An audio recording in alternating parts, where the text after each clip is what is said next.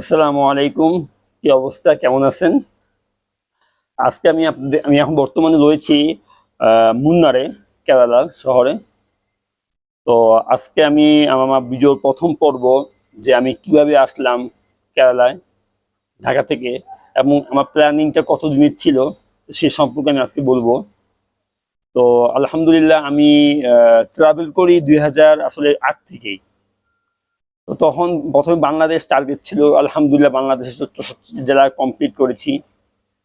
এরপরে পাশাপাশি ইন্ডিয়াও ঘুরতাম প্রায় সময়। ইন্ডিয়া আমি আসি 2008 থেকে, আমার প্রথম আসা ইন্ডিয়াতে। তো ওই সময় আসলে আমি খুব ট্রাভেল করতাম, কিন্তু কখনো তেমন ছবি তুলতাম না, বা ফেসবুক আইডিও আমার ছিল না। 2012 সালে এসে আমি ফেসবুক আইডি খুলি। তো প্রত্যেকবার আমি চিন্তা করি যে একটা ছোট একটা ব্লগ করব, বা একটু ইনফরমেশন দিব আপনাদেরকে। কিন্তু কখনো ওইভাবে হয়ে উঠে না, কারণ আমার কাছে পর্যাপ্ত পরিমাণ যন্ত্রাংশ নাই যেগুলো দিয়ে খুব একটা ভালো একটা ভিডিও হয় বা ব্লগ হয়। তো যার কারণে আসলে এভাবে কখনো করা হয়নি। তো মূলত আমি এই আমার পেশা, আমার হবি থেকে আমি ট্রাভেল বিজনেস পেশাতে আসি। আমার পেজের নাম বিডি ট্রাভেলস। তো আলহামদুলিল্লাহ 2016 সাল থেকে আমি বিডি ট্রাভেলস ট্রাভেলস পরিচালিত করতেছি। তো যাই হোক, আলহামদুলিল্লাহ আমার অনেক দিনের ইচ্ছা ছিল যে কেরালাটা ঘুরবো। তো কখনোই সুযোগ হয় না যে কিভাবে আসার, কারণ প্রত্যেকবার এক একটা না এক একটা প্রোগ্রাম থাকে, কখনো কাশ্মীর, কখনো গোয়া, অথবা কখনো আপনার সিকিম, অথবা রাজস্থান, জয়পুর। আর এত বড় ছুটি নিয়ে আসলে দেশ থেকে বের হওয়া যায় না, কারণ হচ্ছে আপনার যে বের হলে কিন্তু হয় না আসলে। আহ, একটা আমার অফিস কিংবা বাসা সবকিছু ম্যানেজ করে আমাকে আসতে হয়। তো প্রত্যেকবার কোনো না কোনো কারণে আসলে কেরালা আসা হয় নাই।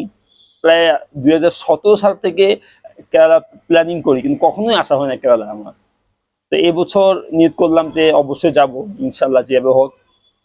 তো আলহামদুলিল্লাহ প্ল্যানিং করে দুই মাস আগে থেকে কিভাবে কি করব। তো আলহামদুলিল্লাহ ওই প্ল্যানিং মোতাবেক আমি টিকিট কেটে ফেলি সবকিছু। আমার প্ল্যানিংটা ছিল এরকম: আমি প্রথমে আহ, কলকাতা আসব।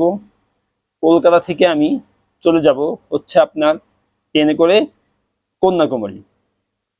আস- কন্যাকুমারী ট্রেনে করে পরে চিন্তা করলাম, না, কন্যাকুমারীর আগে একটা জায়গা আছে মাদুরাই, সেখানে নামবো। কারণ ভারতবর্ষের একটা খুবই ঐতিহ্যপূর্ণ বা খুবই একটা সুন্দর জায়গা হচ্ছে আপনার রামেশ্বরম। ওখানে একটা প্রায় 1914 সালে নির্মিত একটা রেল সেতু আছে, আপনারা বিভিন্ন মুভিতে দেখবেন। তো এই সেতুটি দেখার জন্য আসলে আমি তখন প্ল্যান চেঞ্জ করে কন্যাকুমারী না নেমে আমি মাদুরাই নেমে পড়ি। হ্যাঁ, আপনার সামনে আমার ভিডিও আসছে, দেখবেন। এরপরে আমি কিভাবে মাদুরাই কিভাবে গিয়েছি, এবং ওখানে আমি কি কি দেখেছি, আমি সবকিছু ভিডিওতে তুলে ধরবো আমি। তো অবশ্য অনেক ভুল ভ্রান্তি হবে, যেহেতু একদম ফার্স্ট টাইম, আজকে এত বছর ঘুরি, এত কিছু করি, কিন্তু কখনো ভিডিও করা হয়নি। তো অনেক ভুল ভ্রান্তি থাকবে আমার ভিডিওতে। তারপর আমি চেষ্টা যতটুকু পারবো আমি ইনফরমেশন দিব আপনাদেরকে। তো অবশ্যই দেখবেন। তো প্রথম বলে রাখি আমি কিভাবে আসলাম। আমি কলকাতা থেকে ঢাকা থেকে রাতের বাসে, হানিফ বাসে করে কলকাতা আসি। কলকাতায় এসে আমি দুপুর 4টা 15 আমার ট্রেন থাকে, কন্যাকুমারী ট্রেন। এই ট্রেনটি সপ্তাহে 2 দিন বা 3 দিন চলে কলকাতা থেকে। এবং ট্রেনের টিকিটটা আপনি যদি কাটতে হয়, অবশ্যই আপনাকে মিনিমাম 1 থেকে 1.5 মাস আগে টিকিটটা কাটতে হবে। পরে আলহামদুলিল্লাহ আমি মাদুরাই নামি ভোর 4টার দিকে। মাদুরাই নেমে ওখান থেকে আমি মাদুরাই একটা মন্দির আছে, খুবই পুরনো বিখ্যাত মন্দির, প্রায় 2000 বছর পুরনো মন্দির, এটা মীনাক্ষী মন্দির বলে। ওইটা বাইরে থেকে দেখে দেখে এরপর আমি চলে যাই রামেশ্বরম রেল ব্রিজে। এরপর ওখান থেকে চলে যাই আমি ধনুষকাঠি, যেটা ভারতবর্ষের সবচেয়ে পুরানো, ভারতবর্ষের শেষ বিন্দু যেটাকে বলা হয়। এরপরে আর ভারতবর্ষ নাই। আহ, ওখানে আপনার এক পাশে আরব সাগর, এক পাশে ভারত মহাসাগর, অন্য পাশে বঙ্গোপসাগর মিলিত। এরপরে শ্রীলঙ্কা, ওখানে যাই। তো ইনশাল্লাহ আপনারা আমার দেখবেন। এরপরে আমার মানে আমি ডিটেলস যতটুকু সম্ভব ওখানে দিয়েছি, ইনশাল্লাহ। তবে দেখা হোক এখন। আসসালামু আলাইকুম। অথবা দীর্ঘ 2 ঘন্টা বাংলাদেশ বর্ডারে থাকার পর আমরা ইন্ডিয়ার পাশে চলে আসলাম। বর্তমানে দাঁড়িয়ে আছি হাওড়া রেল স্টেশন 23 নম্বর প্ল্যাটফর্ম থেকে। 23 নম্বর প্ল্যাটফর্ম থেকে আমাদের ট্রেনটি ছাড়বে কন্যাকুমারীর উদ্দেশ্যে 4:15 বাজে। এই যে ট্রেনটি মাত্র প্ল্যাটফর্মে ঢুকতেছে। আমার দীর্ঘদিনের ইচ্ছা ছিল ভারতবর্ষের কেরালা রাজ্যকে দেখার, অবশ্যই দীর্ঘদিনের স্বপ্ন পূরণ হতে যাচ্ছে ইনশাল্লাহ। আমরা আজকে ট্রেনে উঠলে আগামীকালের পরের দিন পরশু সকালবেলা আমরা ইনশাল্লাহ নামবো। এটা হচ্ছে আমাদের ট্রেন কন্যাকুমারী হাওড়া থেকে। কন্যাকুমারী দিয়ে পৌঁছেবে এই ট্রেনটি পরশু দিন সকাল 9টায় আনুমানিক। আলহামদুলিল্লাহ আমাদের কেরালার যাত্রা চলতেছে এখনো, প্রায় এখন 24 ঘন্টা পার হয়ে গেল। আমরা কলকাতা থেকে প্রায় গতকাল ঠিক 4:15-তে আমরা কন্যাকুমারীর উদ্দেশ্যে রওনা হই। এখন আমরা এখনো প্রায় কাছাকাছি যেতে পারি নাই। ইনশাল্লাহ রাত্রে হয়তো আমরা চেন্নাই পৌঁছাবো, আর পরদিন আগামীকাল সকাল 9:45 আমি কন্যাকুমারী যাবো। দীর্ঘ 42 ঘন্টার যাত্রা এটা। তো আসলে আমরা বর্তমান নন এসিতে আমি আছি। আমি বলবো যে যারা আপনারা ইন্ডিয়াতে মার্চের পর ট্রেনে কোথাও যাবেন, চেষ্টা করবেন এসিতে যাওয়ার চেষ্টা করবেন, কারণ ইন্ডিয়াতে প্রচণ্ড গরম। নন এসিতে বিভিন্ন ধরনের সমস্যা হতে পারে। ঢাকা একটু বেশি গেলেও আমার মতে এসি সার্ভিস নেওয়া অনেক ভালো হবে। ইনশাল্লাহ কথা হবে, আবার দোয়া করবেন। যে নন এসি কেবিনের চিত্র, অনেক গরম, সবাই যে যার মতো বসে আছে। এখানে প্রত্যেকের একটা করে সিট, আপনি সুন্দরভাবে শুয়ে থাকতে পারবেন, বসে থাকতে পারবেন, কোনো সমস্যা হবে না। দেখেন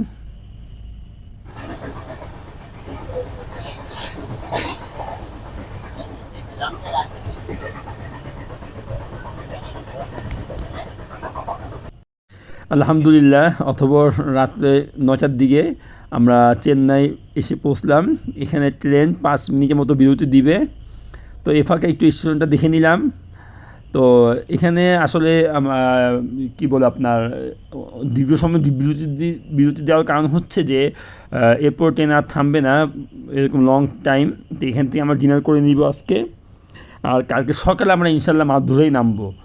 যদিও ট্রেনটা কন্যাকুমারী যাবে, আমরা মাদুরাই নামবো এই কারণে যে মাদুরাই থেকে এবার আমি আমার দক্ষিণ ভারতের সফরটা শুরু করতেছি, কারণ মাদুরাই দেখার অনেক কিছুই রয়েছে। ওকে, সামনে থাকেন।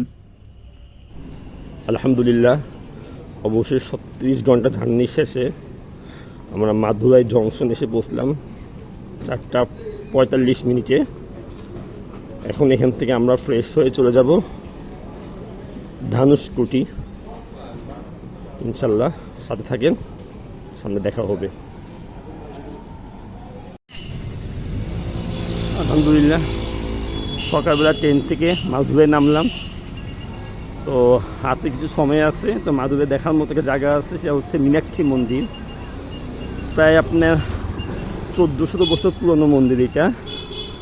এটা দক্ষিণ ভারতে একটা খুবই পুরনো ঐতিহাসিক মন্দির। আসলে আমি কোথাও ট্রাভেল করলে মন্দির তেমন যাই না, কিন্তু এখানে আসার উদ্দেশ্য জাস্ট একটা পুরনো জিনিস, পুরনো স্থাপত্য দেখলাম কেমন, এটাই, আর কিছুই না। আমরা এখন আবার মাদুরাই স্টেশনে চলে আসলাম। এখানে একটা মন্দির পুরনো ঐতিহ্যবাহী, জাস্ট ওইটাকে ভিজিট করে চলে আসলাম। এখন মাদুরাই থেকে ট্রেনে করে যাব হচ্ছে রামানাথাপুরম, ওখান থেকে আবার বাসে করে ধানুষকুটি। এই যে আমাদের ট্রেন, জার্নি হবে 3 ঘন্টার মতো। আলহামদুলিল্লাহ অসাধারণ সৌন্দর্য। আমরা এখন রামানাথপুরমের দিকে যাচ্ছি। এই ট্রেন জার্নিটার পথে 2 পাশে অসংখ্য নারকেল গাছ, দেখার মতো সৌন্দর্য। ভাষা প্রকাশ করার মতো না।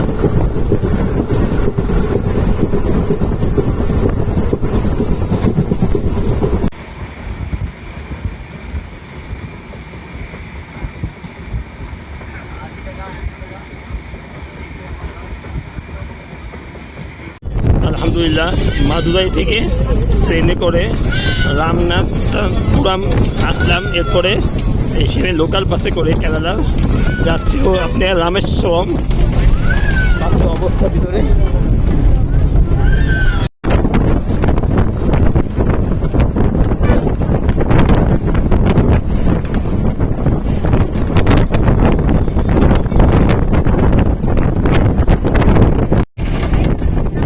আমরা এখন যাচ্ছি ভারতবর্ষের সর্বশেষ বিন্দু, অর্থাৎ সড়ক পথের শেষ যে রাস্তাটি ভারতের, সেই জায়গায়। জায়গাটির নাম হচ্ছে ধনুষকাটি। এটা হচ্ছে ভারতের সর্বশেষ বিন্দু, ধনুষকাটি। এখানে আপনার দুটি সাগর একসাথে মিলিত হয়েছে, আরব সাগর এবং ভারত মহাসাগর এবং বঙ্গোপসাগর, এই সাগরের মিলন স্থান। অনেকে বলে এখানে তিনটি সাগরের মিলন স্থান। যাই হোক, এটা হচ্ছে এখান থেকে কিলোমিটার দূরত্ব মাত্র 31 কিলো। একটা সময় এখান দিয়ে আপনার ভারত এবং শ্রীলঙ্কার মাঝে যাতায়াত ছিল। আর এই ধনুষকোটি যাওয়ার পথে একটা রেল সেতু পড়ে, এটা ব্রিটিশ আমলের তৈরি। সে সেতুটি অনেক পুরাতন সেতু একটি। তো আপনারা দেখতে পাচ্ছেন, আমরা অনেক সময় দেখি এটা বিভিন্ন মুভিতে, যে যখন কোনো বড় জাহাজ আসে তখন সেতুর মাঝখান থেকে ব্রিজটা সে দুই পাশ হয়ে যায়, আবার যখন জাহাজ চলে যায় সেটা মিলে যায়। এটা হচ্ছে সেই ঐতিহাসিক পামবাম ব্রিজ বলে, বা এটাকে অনেকে আগাম ব্রিজও বলে থাকে।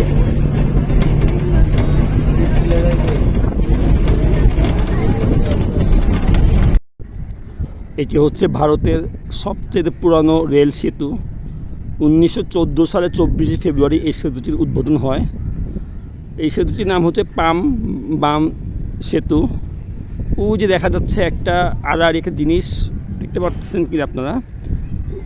যখন এই সেতুটি চালু হয়, এটা কিন্তু যখন এই নদী দিয়ে জাহাজ চলাচল করতো, জাহাজ চলাচলের সময় ওই যে একটা মাছের মতো একদিন দেখা যাচ্ছে, ওই জিনিসটা উঠে যেত, আবার জাহাজ চলে গেলে এটা নেমে যেত।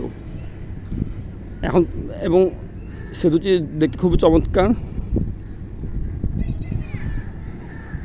সেতু দেখে আমরা এখন চলে যাচ্ছি ধনুষকোটির দিকে, যেটা বলছিলাম যে ভারতবর্ষের সর্বশেষ যে বিন্দু, এরপরেই শ্রীলঙ্কার শুরু। এই রাস্তার দুই পাশে আপনার সাগর, এক পাশে ভারত মহাসাগর এবং অন্য পাশে বঙ্গোপসাগর।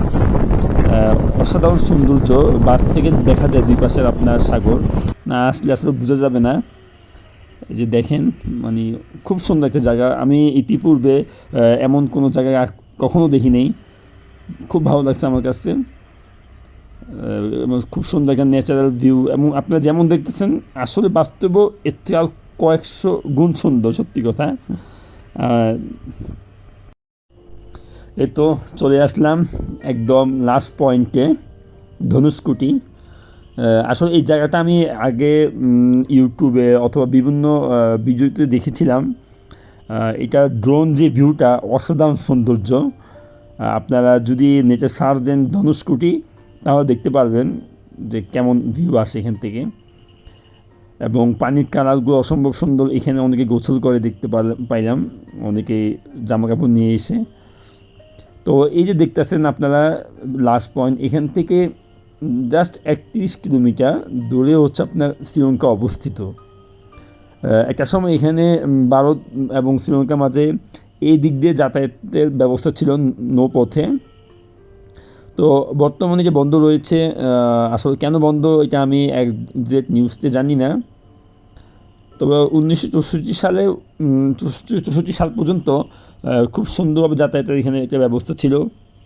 তো তখন এরপর থেকে বন্ধ হওয়ার একটা রিজন হচ্ছে যে আপনার এখানে একটা গ্রাম আছে, এই ধনুষকোটি একটা গ্রামের নামেই জায়গাটার নামকরণ করা হয়েছে। গ্রামটা একটা অনেক বড় একটা বন্যায় এই গ্রামটি সম্পূর্ণ ধ্বংস হয়ে যায়। এরপর থেকে মূলত তেমন এখানে এই রুট দিয়ে যাওয়া আসা করা হচ্ছে না। এবং দেখতে পারতেছেন যে রাস্তাঘাট কত ক্লিন পরিষ্কার। এই যে ডান পাশ হচ্ছে আপনার ভারত মহাসাগর, আর ঠিক এই পাশটা দেখেন হচ্ছে বঙ্গোপসাগর। ঠিক আমার ডান পাশে রয়েছে বঙ্গোপসাগর অবস্থান। তো আলহামদুলিল্লাহ অনেক ভালো লাগতেছে এই জায়গাটা আমার। এই যে দুই পাশেই সাগরের ঢেউ আছড়ে পড়তেছে। এবং একটা জিনিস মনে রাখতে হবে যে এখানে কিন্তু বিকাল 5টা পর অবস্থান করা যায় না। অতঃপর আলহামদুলিল্লাহ চলে আসলাম ভিউ পয়েন্টে। তো এখান থেকে খুব সুন্দর ভিউ দেখা যায়, রোডের দুই পাশে যে সাগর রয়েছে, অসাধারণ জায়গা। মাত্র 10 টাকা দিয়ে ভিউ পয়েন্টে আপনারা উঠতে পারবেন। এই যে এটা হচ্ছে আপনার সেই ধ্বংস গ্রাম, ধনুষকোটি গ্রাম, যেখানে একটা সময় মানুষ বসবাস করত, যেখানে প্রায় 280 কিলোমিটার বেগে মানে ঝড় আসছিল, এবং সম্পূর্ণ গ্রামটা আসলে পানির নিচে তলিয়ে যায়। এখানে কী না ছিল, সব কিছু ছিল এখানে, মানুষজন, মানুষ, গড় বাড়ি, বাজার সদাই। কিন্তু 64 সালের পর এই বন্যায় সব কিছু ধ্বংস হয়ে যাওয়ার পর এটা এইভাবে পড়ে থাকে। এটাকে কেউ আর নতুন করে সংস্কারও করে নেই। তবে এখন এই জন্য দর্শনার্থীদের জন্য এটা এখন এভাবে পড়ে আছে। আর এই যে হচ্ছে সেই চার্চটা দেখতে পারতেছেন, সেই 1964 সালের চার্চ এখনও কীভাবে দাঁড়িয়ে আছে, দেখতে খুব ভয় লাগে। একটা জিনিস যে এখানে কিন্তু বিকেল 5টা পর কেউ আসতে পারে না। আমার কাছে মনে হয় এখানে মনে হয় 5টা ভূতরা বসবাস করে, যে একটা অবস্থা। যে দেখেন কেমন লাগতেছে আপনাদের কাছে। যাই হোক, তো এখানে শেষ করলাম প্রথম পর্ব আমাদের। দেখা হবে নেক্সট পর্বে।